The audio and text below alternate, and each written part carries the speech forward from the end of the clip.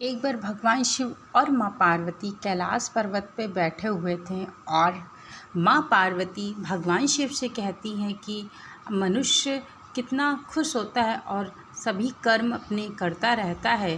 तब भगवान शिव कहते हैं कि यह तो मनुष्य के अच्छे कर्मों का फल मिलता है और साथ में बुरे कर्मों का फल भी मनुष्य को ही भोगना पड़ता है।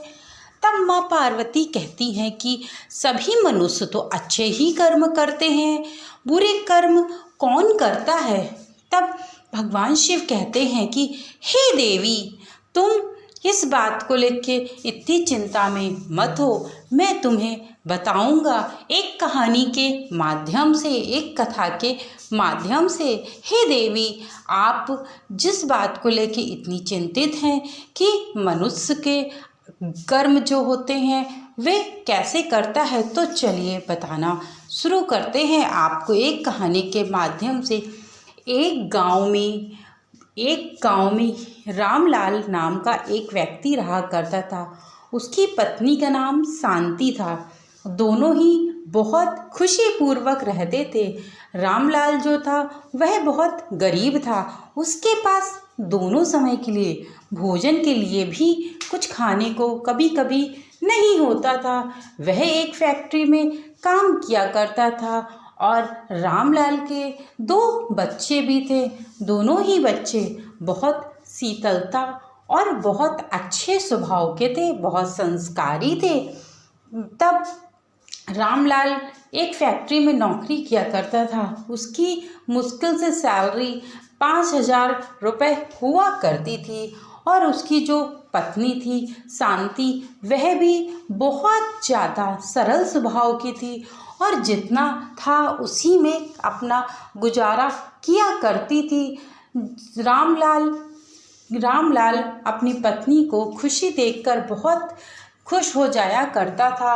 जो शांति थी वह उन्हीं 5,000 खर्चों में पूरे महीने का राशन भी लाती थी और एक घर का किराया भी दिया करती थी और साथ में कुछ बचत करके अपने बच्चों को अच्छे स्कूल में एडमिशन करा के पढ़ाई भी करवाती थी, क्योंकि शांति इस बात से हूबहू वाकिफ़ थी कि आज वर्तमान समय में मनुष्य की पढ़ाई का क्या।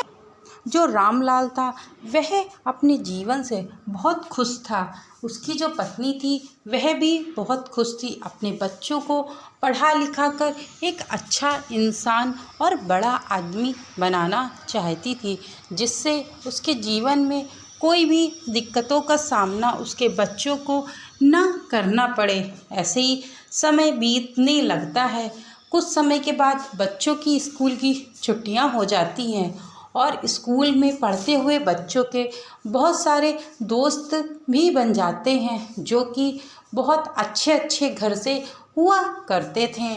जब एक बार रामलाल का दोनों बेटी और बेटा पिंकू और चिंटू दोनों अपने मित्र के घर गए हुए थे। जो उसका मित्र था वह एक जमींदार का बेटा था। दोनों लोग गए और जाते ही घर के अंदर बहुत ठंडा ठंडा महसूस हुआ, क्योंकि उनके घर में एसी था, क्योंकि वह अमीर लोग थे और उनके जीवन में कुछ भी किसी भी चीज़ की कोई कमी नहीं थी। वह जो चाहे वह खरीद सकते थे और जो चाहे वह पा सकते थे। इस कारण से उनके घर में किसी भी चीज़ की कमी नहीं थी।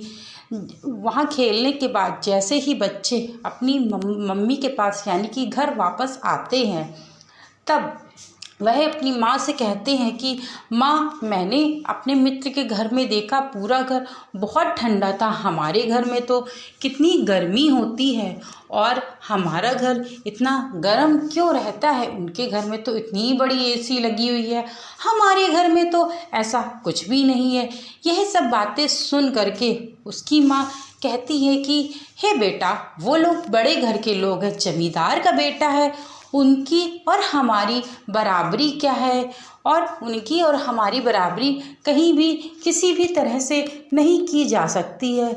तब तब उनका बच्चा कहता है, नहीं, जिद करने लगता है कि मुझे भी घर में एसी होनी चाहिए थी। उसकी माँ जो थी वह समझ रही थी कि जब हमारे 2 वक्त का खाना और बच्चों की पढ़ाई में ही पूरा पैसा खर्च हो जाता है, उसके कारण ही इसके अलावा हम कुछ और भी नहीं कर सकते हैं। इस कारण से वो थोड़ी सी दुखी हुई। उसके बाद बहुत सुशील थी, इस कारण से उसने अपने बच्चों को समझा दिया।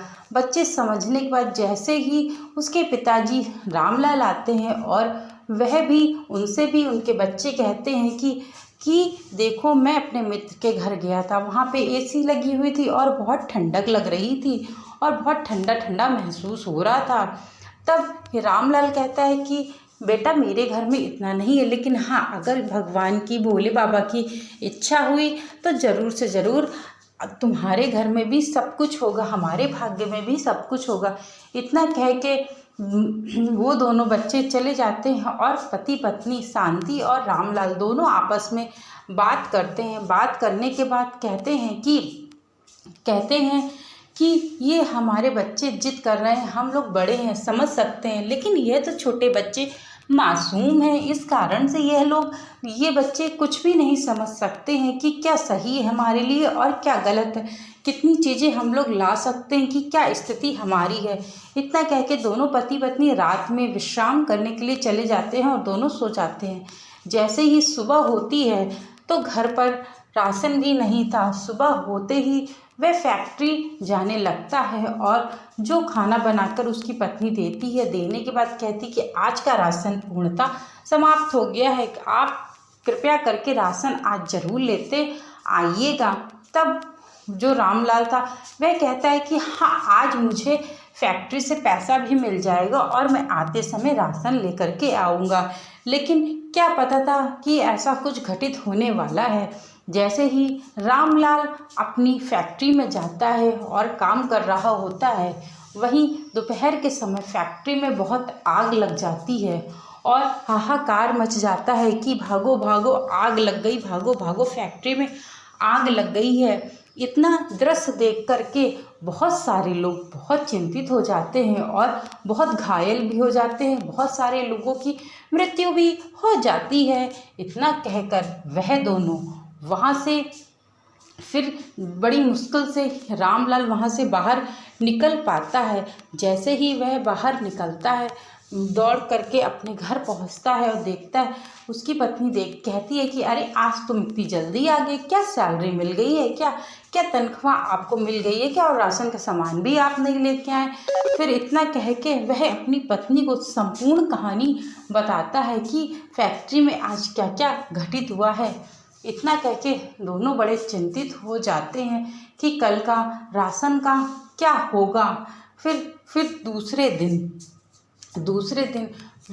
वह जो रामलाल था काम ढूंढने के लिए चला जाता है और उसे पूरा दिन कोई काम नहीं मिलता है। वह भोले बाबा का बहुत बड़ा भक्त था, इसलिए प्रातःकाल वह उठ के मंदिर में जाया करता था और जल को चढ़ाया करता था और भोले बाबा से यह प्रार्थना करता था कि हे बाबा, मेरे जीवन में जो भी कष्ट आया हुआ है आप उसको काट दीजिए। और उनसे बातें करता था, उनसे पूजा करते करते अपनी बातों को मनवाने की कोशिश करता था। फिर उसके बाद उसको एक दिन एक काम मिल जाता है, झाड़ू लगाने का। एक दुकान में सेठ आवाज़ दे करके कहता है कि यहाँ आओ, मैं देख रहा हूँ तुम सुबह से इधर उधर भटक रहे हो। तो सेठ कहता है कि तुम इधर उधर सुबह से क्यों भटक रहे हो। तो रामलाल कहता है, मैं काम की तलाश में सुबह से निकला हुआ है, पर मुझे कोई काम नहीं मिला हुआ है। इतना कह के सेठ कहता है कि क्या तुम मेरे घर में काम करोगे।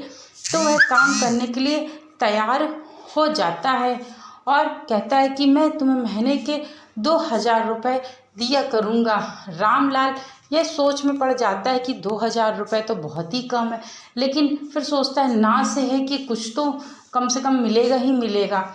इतना करके वह रामलाल की दुकान में सफाई का कार्य करने लगता है और करके फिर उसके बाद अपने घर जाता है और अपनी पत्नी को सारी बात बताता है। तो पत्नी कहती है कि 2,000 रुपये तो बहुत ही कम है, चलो कुछ नहीं से कुछ तो राशि होगा ही होगा। फिर दूसरे दिन वह जाता है और अपने मालिक से कहता है कि मालिक सेठ, अगर कुछ राशन दे दो तो आपका बहुत अच्छा आभार होगा और आप मेरी सैलरी से आप काट लीजिएगा। तो इतना करके भुने हुए चावल और दाल वह सेठ उस रामलाल को दे देता है। यह रामलाल वह चावल और दाल को देखकर बहुत क्रोधित भी होता है, लेकिन सोचता है कि क्या करना, जैसे भोले बाबा की इच्छा। इतना कह के वह अपने घर को लेकर के चला जाता है। तब उसकी पत्नी अपनी पत्नी को देता है तो उसकी पत्नी कहती है कि अरे क्या ये मैं दाल चावल खाऊंगी, हम लोग दाल चावल खाएंगे तो इससे अच्छा है कि मर ही जाएंगे, और इसमें तो पूरा भुना हुआ है।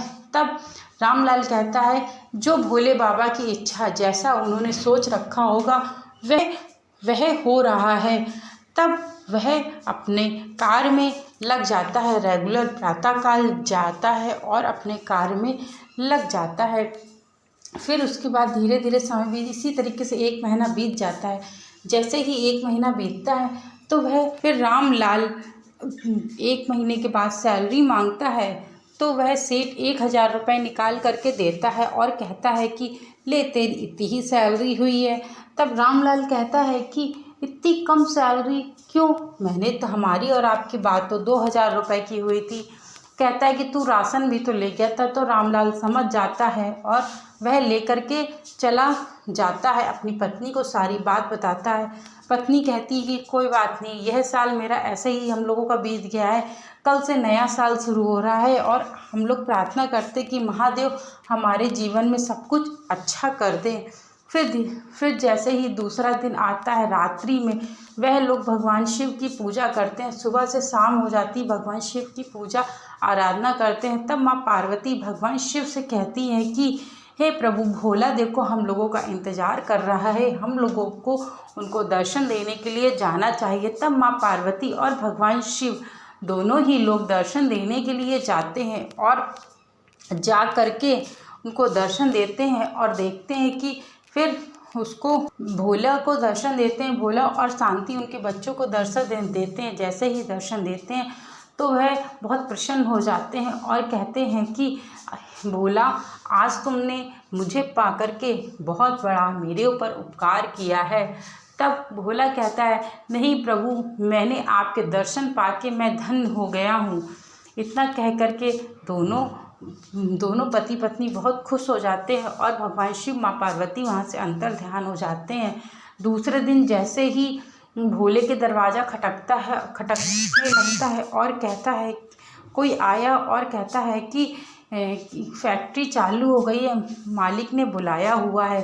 तब फिर से रामलाल के घर में उन्नति की कार्य प्रारंभ हो जाता है और एक समय ऐसा आता है कि रामलाल के घर में सब कुछ बहुत अच्छा हो जाता है। मित्रों, मैं अपनी स्टोरी को अब यहीं ख़त्म करती हूँ, अपनी कहानी को। Thank you so much video को वॉच करने के लिए। चैनल को लाइक शेयर सब्सक्राइब करना मत भूलिएगा। Thank you so much.